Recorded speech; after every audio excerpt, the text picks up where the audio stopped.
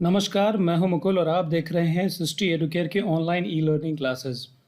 आप सभी का स्वागत है सृष्टि एडुकेयर के यूट्यूब चैनल पे। और आज हम लोग जो बात करेंगे गॉड मेड द कंट्री, जो क्लास 10th है उसका पोएम है, पोइट्री सेक्शन का फर्स्ट लेसन है, फर्स्ट पोएम है यूँ कहे तो। उसको आज हम लोग समझेंगे, उसको अच्छे से समझने की कोशिश करेंगे। तो सबसे पहले उससे पहले मैं आपको बता दूं कि अगर आप इस चैनल पे नए हैं तो ज़रूर आप इसको सब्सक्राइब करें और बेल आइकन दबा दें ताकि कोई भी नया वीडियो लेसन जब अपलोड होगा तो आपको नोटिफिकेशन या फिर लाइव क्लासेस होंगी तो आपको चला जाएगा। और एक चीज़ और मैं बता देना चाहता हूं कि सृष्टि एडुकेयर का अपना एंड्रॉयड ऐप आ गया है, एप्लीकेशन जो अपना है वो आ गया है गूगल प्ले स्टोर पे। आप आसानी से उसको सर्च करके आप डाउनलोड कर सकते हैं। वैसे लिंक में मैं डिस्क्रिप्शन में दे दूंगा, वहाँ से लिंक आप लेके डाउनलोड कर लीजिएगा। और सृष्टि एडुकेयर के नाम से है, सृष्टि एडुकेयर का लोगो लगा हुआ एप्लीकेशन है, वो डाउनलोड कर लीजिए ताकि आप आसानी से पढ़ते रहें। तो चलिए शुरू करते हैं chapter God made the country, जिसके राइटर है William copper. William copper 1731 to 1800 may be said to be giving in his poems a foretaste of the poetry of Wordsworth।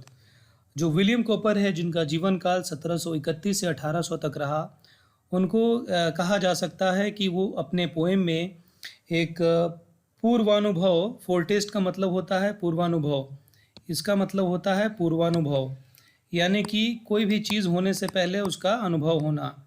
ठीक है, पूर्वाभास कह सकते हैं, पूर्वानुभव कह सकते हैं।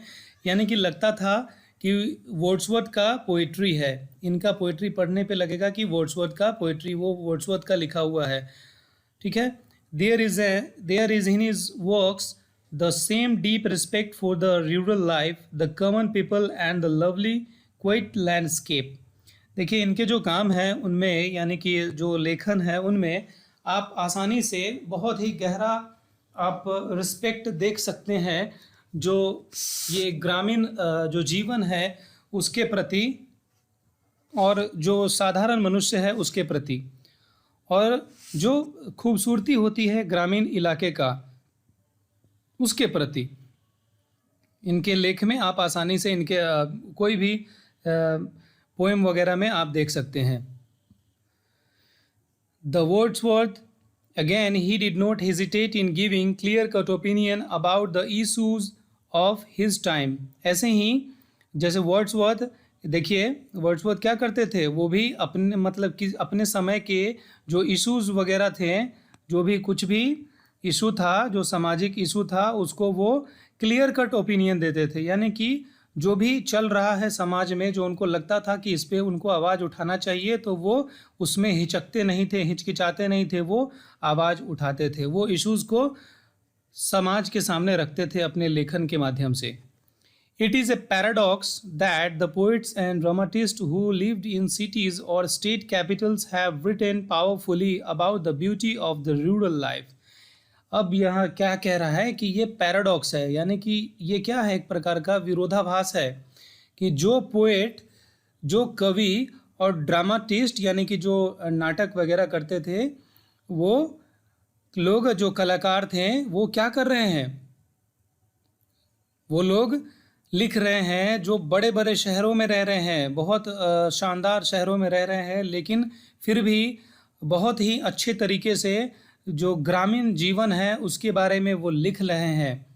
The simplicity of the common villagers engaged in humble professions, the abundance of natural life in the flora and the fauna and the peaceful living they together make have always inspired poets to write on the life of the countryside।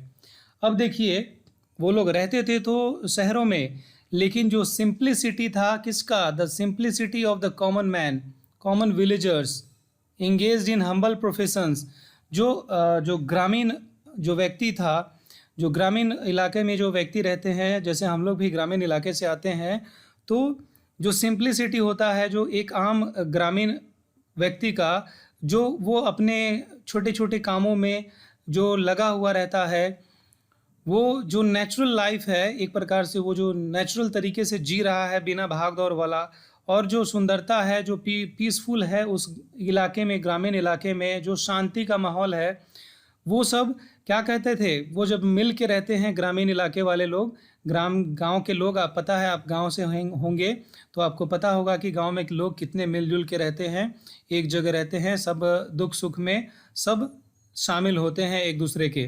तो यही चीज़ क्या करता था, उन पोएटों को, जो कवि थे, उनको प्रेरित करता था ग्रामीण इलाके की खूबसूरती को अपने लेखनी के द्वारा समाज को देने के लिए। Cowper's poem is a classic example of this kind of writing. जो विलियम कॉपर का जो पोएम है वो इस प्रकार के उदाहरण के लिए क्लासिक एग्जाम्पल है, यानी कि वो ग्रामीण क्षेत्रों के बारे में बहुत ही अच्छा लिखते थे। The first line of the poem, God made the country and man made the town. अब देखिए यहाँ पे जो फर्स्ट लाइन है, truly sums up the creation of the country side and the evolution of towns. अब देखिए जो first line है जो पोएम का, God made the country and man made the town, यानी कि भगवान ने क्या बनाया, भगवान ने कंट्री बनाया। यानी यहाँ पे कंट्री मतलब ये नहीं समझिए कि देश, ठीक है, यहाँ पे कंट्री का मतलब है गांव। यहाँ पे जो है कंट्री का मतलब है गांव से। कंट्री क्या है, गांव। जो जिस गांव में हम लोग रहते हैं, कंट्री का मतलब गांव। यहाँ पे यूरोप और अमेरिका के इलाके में कंट्री साइड कहा जाता है, ठीक है, आप सर्च कर लीजिएगा, आप देख लीजिएगा, कंट्री साइड कहा जाता है गांव को। जो गांव, भगवान ने गांव बनाया और मनुष्य ने क्या बनाया, हम लोगों ने क्या बना दिया, उसको शहर बना दिया। भगवान ने तो शहर नहीं बनाया था ना, आधुनिकता भगवान ने नहीं बनाया, सिंप्लिसिटी बनाया था, अच्छे से जियो, सुरक्षित रहो, और जितना तामझाम शहर में है उतना तामझाम भगवान ने तो नहीं बनाया था। भगवान ने तो सिंपल जीवन दिया, अच्छे से व्यतीत करो, एक दूसरे के साथ रहो, मिलजुल के जियो। अब क्या कह रहा है, being created in a natural way, village possess a perfection that towns and cities can never have. अब देखिए जो गांव है वो नेचुरल तरीके से बना है। अगर आप गांव में रहते होइएगा तो देखिएगा सड़कें भी उसी प्रकार से बनी रहती हैं। जिन रास्तों से लोग आते जाते रहे वो रास्तों, मतलब रास्ते में तब्दील हो गया वो इलाका, वहाँ से घास उड़ गई और बनता गया, नेचुरली बनता गया। वहाँ से कोई कंस्ट्रक्शन, प्लान्ड कंस्ट्रक्शन नहीं है, वो सब कुछ क्या है, नेचुरल तरीके से है। लेकिन जो खूबसूरती गांव में मिलेगी वो खूबसूरती आपको शहरों में कभी नहीं मिलेगी, ये कहना चाह रहे हैं। अब देखिए, addressing the town dwellers, the poet throws light on the virtue of the rural life and exhorts them to escape from artificial luxury and comfort to the simple but enduring pleasures of a village। अब देखिए जो शहरी लोग हैं उनको जब poet कह रहे हैं तो ये भी कह रहे हैं कि देखो भाई, जो गांव है, गांव के खूबसूरती को वो काफ़ी बढ़िया तरीके से प्रस्तुत करके ये बता रहे हैं कि आप जो शहर के जो आर्टिफिशियल लग्जरी है, जो बनावटी है, दिखावा है, वो कंफर्ट है, लेकिन जो गांव में है ना, गांव का जो खूबसूरती है वो एवरलास्टिंग है, वो हमेशा के लिए है, वो बनावटी नहीं है, वो नेचुरल है। यही है। अब हम लोग चलते हैं पोएम की तरफ, ठीक है। अब देखिए यहाँ पे पोएम में अब क्या है, स्टार्टिंग है, हम लोग पढ़ेंगे, अच्छे से समझेंगे। God made the country and man made the town, what wonder then what that health and virtue gifts, that can alone make sweet the bitter draught, that life holds out to all should most abound. अब देखिए, God ने क्या बनाया, God made the country and man made the town. भगवान ने बनाया गांव, लेकिन मनुष्यों ने क्या बना लिया, शहर। लेकिन what wonder then that health and virtue gifts. अब लेकिन जब भगवान ने बनाया गांव तो वहाँ पे क्या है, वहाँ पे आपको गुण है, वहाँ पे क्या है, स्वास्थ्य है। वहाँ जो गिफ्ट दिया है भगवान ने, वो किसको दिया है, गांव को, चूंकि भगवान ने गांव बनाया है, ठीक है। That can alone make sweet the bitter draught. ये जो है ना, जो गुण है, ये जो हेल्थ का गिफ्ट मिला है गांव वालों को और गांव को, वो अकेले ही जो जितना भी मतलब कड़वा जो है, कड़वापन है जो, वो सबको अकेले ख़त्म कर देता है। ये जो भगवान के द्वारा दिया हुआ गिफ्ट है। देखिएगा कि गांव के लोग काफ़ी स्वस्थ रहते हैं शहरों के लोगों की अपेक्षा। गांव में लोग काफ़ी अच्छे से जीवन व्यतीत करते हैं। वो सिंपलिसिटी में विश्वास रखते हैं, वो सिंपल जीवन जीते हैं। उन्हें कोई ताम झाम से मतलब नहीं होता है, वो अपना काम खुद करते हैं। इस प्रकार से वो क्या है, वो स्वस्थ हैं। और भगवान ने बनाया है गांव, तो गांव को भगवान ने अच्छा बनाने की कोशिश किया है। जैसे आप भी कुछ बनाइएगा तो कोशिश क्या करिएगा कि उसको हम जितना हो सके अच्छा बनाएं, जितना दिन वो चल सके, जितना बढ़िया हो सके।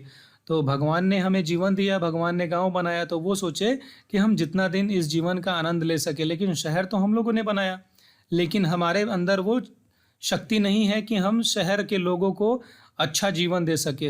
अच्छा शहर तो हम बना लेते हैं, लेकिन अच्छा स्वभाव कहाँ से देंगे, अच्छे संस्कार कहाँ से देंगे, अच्छे माहौल कहाँ से देंगे। देखिए यही बात है, that can alone make sweet the bitter draught. लेकिन जो गांव में जो गिफ्ट दिया है भगवान ने, वही काफ़ी है हम लोगों के लिए, मतलब जो ग्रामीण लोगों के लिए है वही काफ़ी है। जितने भी कड़वे हैं, कड़वापन जो है जीवन में, उसको ख़त्म करने के लिए, डुबा देने के लिए। That life holds out to all should most abound and least be threatened in the fields and groves. देखिए ये जो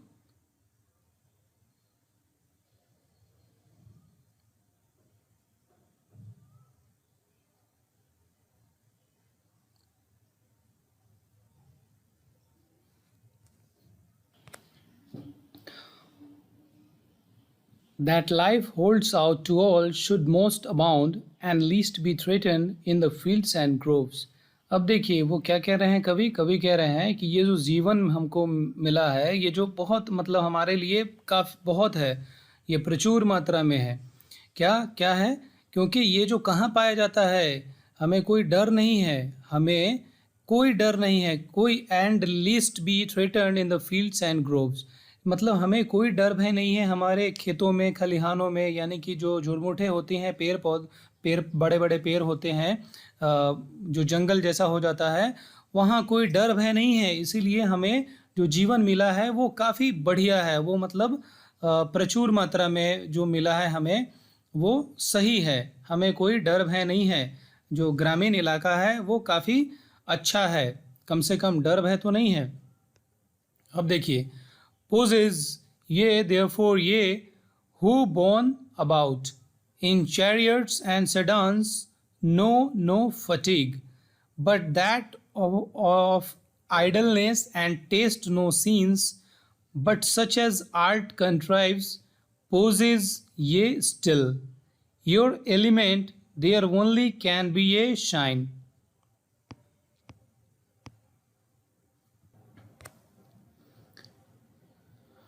अब देखिए अब आगे क्या है, poses ye therefore ye who born about in chariots and sedans know no fatigue। अब देखिए यहाँ पे क्या कह रहे हैं, कह रहे हैं कि जो शहरी लोग होते हैं वो तो जन्म से ही क्या है, उनके पास बहुत सारा अधिकार है, उनको बहुत सारा सुख सुविधा मिला हुआ है। जैसे कि वो क्या करते हैं, वो चैरियट्स में घूमते हैं, सेडान्स में घूमते हैं। चैरियट्स मतलब क्या होता है, रथ होता है। सेडान्स मतलब क्या होता है, जैसे डोली और पालकी। चैरियट्स मतलब यहाँ पे हो जाता है रथ। आज के समय में कह सकते हैं कार हो गया, मोटर कार वगैरह ये सब हो गया। सेडान्स मतलब होता है क्या, पालकी। जो पहले के ज़माने में, चूँकि 1700-1800 के बीच का ये पोएम है लिखा हुआ, तो उस समय वही पालकी और रथ वगैरह हुआ करता था, जिससे शहरी लोग चलते फिरते थे, बड़े लोग घूमा फिरा करते थे। तो वही बातें ये कह रहे हैं कि तुम तो जन्म से ही कुछ है, ऐसा हो कि तुम्हें ये जन्मजात मिला हुआ है। But that of idleness and taste no scenes, but such as art contrives, poses ye still. अब देखिए वो कह रहे हैं वो ठीक है, लेकिन ऐसा नहीं है, क्योंकि तुमने तो कभी उसको चखा ही नहीं है, यानी कि तुमने कभी देखा ही नहीं है। सीन जो गांव के जो सीनरी है उसको कभी तुमने देखा ही नहीं है, तुम तो आलसी हो गए हो। यहाँ पे जो ये जो लिखा हुआ है, ये ओल्ड इंग्लिश में इसको यू पढ़ते हैं, ठीक है। इसको क्या पढ़ते हैं? यू। तो इससे यू समझिएगा, कंफ्यूज मत होइएगा। आगे चलिए, क्या लिखा हुआ है? But that of idleness and taste no scenes. अब क्या कह रहे हैं कि वो जो रथ में चढ़ते थे, जो शहरी लोग हैं, वो तो भाई वो जन्म से ही वो रथ में पालकी में घूमते हैं, तो उनको क्या है, वो थकान, फटीग मतलब होता है थकान, ठीक है। वो थकान को तो जानते ही नहीं है कि भाई थकान होता क्या है। शहर के लोग जो रथ में चलेंगे बचपन से ही, जैसे अभी मान के चलिए कि जो एसी में ही रहेगा दिन भर, काम नहीं करेगा कुछ भी, तो वो उसको क्या पता कि थकान क्या होता है। तो वैसे ही वो कह रहे हैं राइटर कि आप तो भाई थकान शहरी लोग जानते ही नहीं हो, आप तो रथ में चलते हो, पालकी में घूमते हो। But that of idleness and taste no scenes. अब देखिए ये क्या कह रहे हैं कि लेकिन जिसको तुम शानो शौकत समझ रहे हो, वो असल में क्या है, वो तुम्हारा आइडलनेस है, ठीक है। वो क्या है? वो तुम्हारा शानो शौकत नहीं है, असल में वो क्या है, आलसीपन है। और तुमने कुछ टेस्ट नहीं किया, यानी कि तुमने जीवन का कोई रस का अनुभव नहीं लिया, कोई सीन का अनुभव तुमने नहीं लिया, ना जिंदगी सही से ना तुम देखे हो, ना कुछ भी। केवल तुम जो हो शहरी जो ताम झाम है उसमें फंस के उलझ के रह गए हो। जो नेचुरल खूबसूरती है उसको तो तुमने देखा ही नहीं है, उसे टेस्ट ही नहीं किया है। But such as art contrives poses ye still your element there only can be ye shine.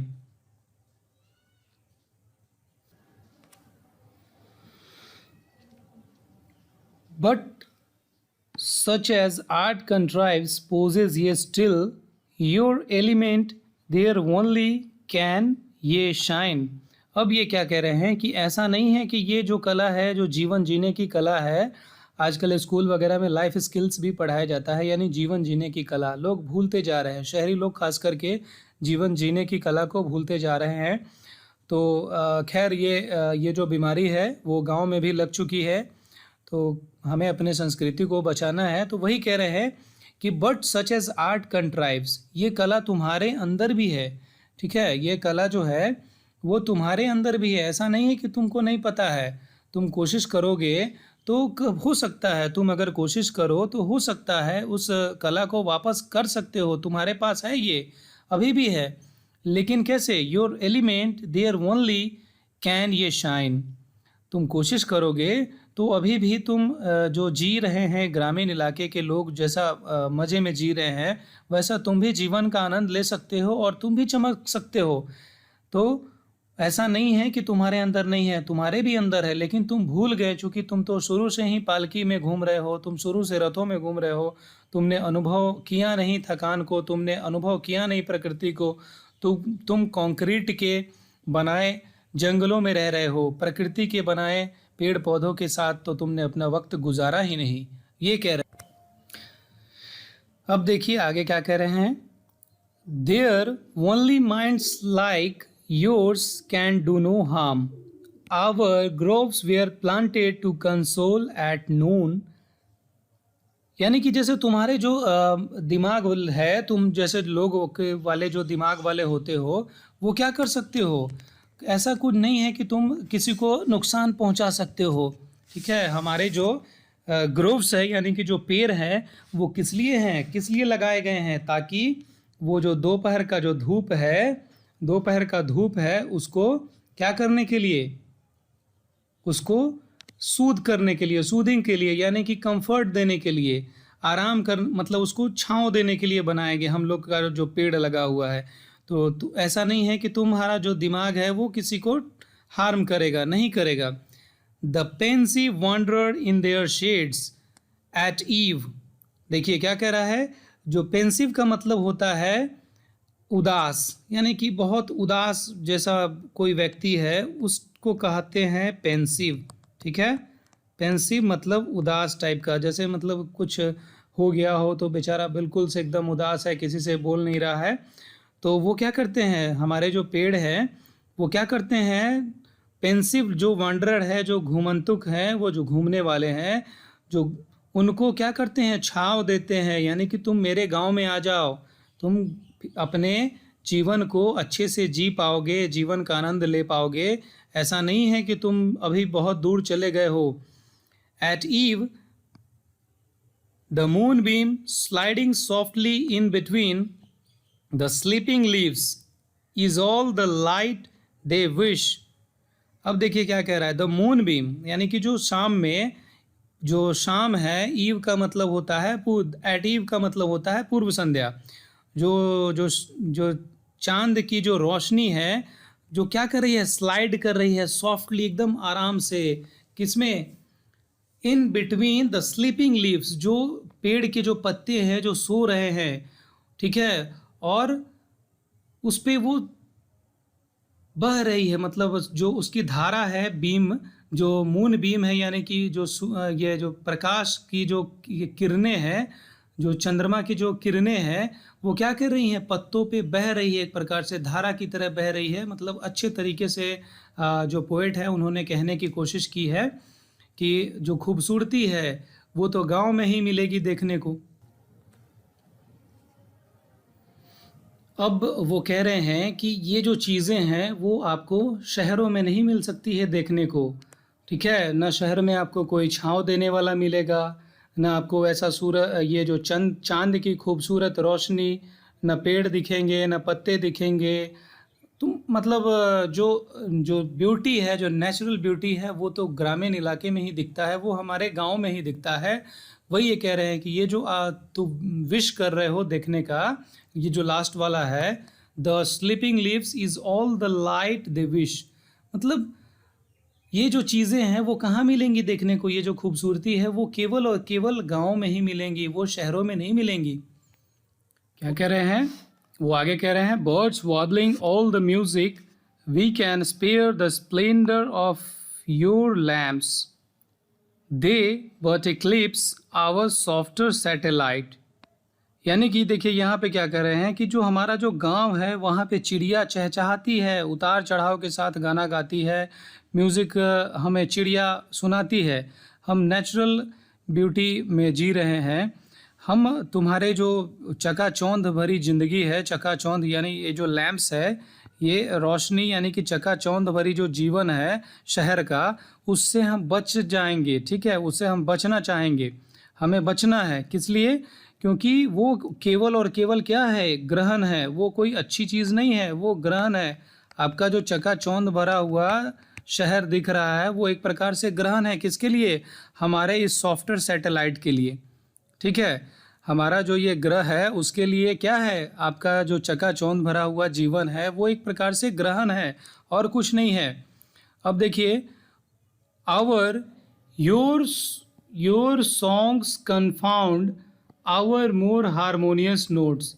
यहाँ पे कह रहे हैं कि जो शहर के जो गीत हैं, तुम्हारे जो गीत हैं, संगीत हैं, वो क्या है, वो एक प्रकार से हमारे संगीत को क्या करते हैं, भ्रमित करते हैं, ठीक है। मतलब जो तुम्हारे जो शहर वाले जो म्यूज़िक हैं, शहर के जो गाना है, गीत है, वो हमारे जो हारमोनियस जो संगीत है, मधुर गीत है, उसको एक प्रकार से ये भ्रमित करता है, ठीक है। अब देखिए, ग्रसित करने का क्या होता है, शहर का म्यूज़िक जो से समझ लीजिए कि शहर में जो शोर शराबा है, जो शहर का चकाचौंध भरा ज़िंदगी है, भीड़ भाड़ है, वहाँ कल कारखाने हैं, इंडस्ट्रीज़ हैं, बहुत सारे लोग रहते हैं, तो वहाँ का जो शोर शराबा है, इसकी तुलना की गई है पोएट के द्वारा गांव की जो शांत वातावरण है, जहाँ चिड़िया चहचहाती है, उससे तुलना की गई है शहर के चकाचौंध भरे जीवन के जो नॉइज़ पोल्यूशन है, उससे तुलना की गई है। ऐसा नहीं कि शहर का जो गाना है उससे तुलना की गई है। मतलब जो शहर का जो संगीत है, यानी कि शहर का संगीत समझ लीजिए कि वहाँ से निकलने वाले शोर शराबे, जैसे कल कारखाने के हो गए, भीड़ भाड़ वाले इलाके के हो गए, उससे तुलना की गई है ग्रामीण का जो हारमोनियस नोट्स है उसके साथ, जो गाँव का एक मधुर वातावरण है उसके साथ। तो फिर उसका परिणाम क्या होता है, अब आगे देखिए, the thrush departs scorned and the offended nightingale is mute. तो जिसका परिणाम क्या है, जब जो शहर का जो संगीत है उसका परिणाम क्या है, चिड़िया, जो एक थ्रश चिड़िया होती है, छोटी चिड़िया होती है, वो चली गई, यानी कि वो वहाँ से चली जाती है। और फिर क्या होता है, नाइटिंगेल भी क्या हो जाती है, म्यूट हो जाती है, वो भी चुप हो जाती है। ठीक है, नाइटिंगेल भी चुप हो जाती है, और एक थ्रस है चिड़िया, वो भी चली जाती है। यानी कि शहर का कितना खराब शोर है, चिड़िया भी भाग गई शहर से।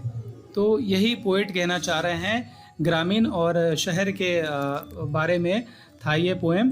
काफ़ी अच्छा था, इसको काफ़ी अच्छे तरीके से प्रस्तुत किया गया है, और आशा करते हैं कि आप लोग समझे होंगे। वास्तव में जो ग्रामीण जो खूबसूरती है वो शहरों में देखने को नहीं मिलती है। लोग शहर में मजबूरी में ही रहते हैं, ऐसा नहीं है। लेकिन फिर भी हमें अपने गांव को बचाना है, अपने गांव को साफ़ रखना है, साफ़ सुथरा रखना है, ताकि हमारी अगली पीढ़ी भी गांव को देख सके। तो चलिए, आपको वीडियो अच्छा लगा हो तो ज़रूर बताइएगा, और सृष्टि एडुकेयर का एप्लीकेशन ज़रूर डाउनलोड कर लीजिएगा। चलिए, धन्यवाद। फिर मिलते हैं नेक्स्ट वीडियो में।